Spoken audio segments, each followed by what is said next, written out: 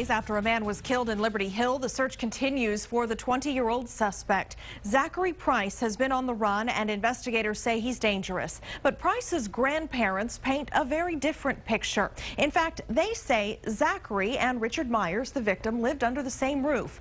Meyers was the father of Price's younger half-brothers, but the two men didn't always see eye to eye. And Tuesday, an argument went horribly wrong, according to Zach's grandparents, who are speaking out now in the hopes of saving their grandson. It's just a bad thing. It shouldn't have happened. It just went out of control.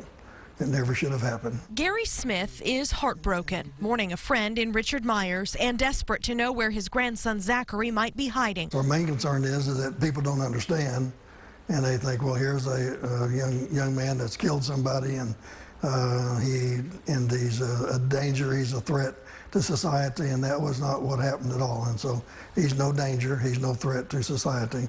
He's just a man that made a horrible mistake, and he shouldn't have done it. Williamson County authorities believe Price stabbed Meyers to death during an argument Tuesday afternoon in the Liberty Hill home they shared with Price's mother. Smith says his two younger grandsons, Meyers' sons, witnessed everything. Zachary had warned Richard not to advance him or come any closer, and Richard somehow didn't stop advancing, and Zachary threatened him that he would stab him if he didn't. So then that's what took place, and so Zachary was wrong. He's 100% wrong in what he did. There was no way to resolve anything, but Zachary, basically, his heart's a good boy, and he's been trying to get his life right and do the right things. Family members believe the men were arguing over $300 Price spent on a veterinary bill, trying to save a cat he found injured in the neighborhood. But shortly after the stabbing, Zachary took off, and no one has seen or heard from him since. He couldn't go far, on the money that he had, and I think he would contact us, but we've had no contact with him. Now, his grandfather is making a desperate plea. My advice would be to Zachary that we love you.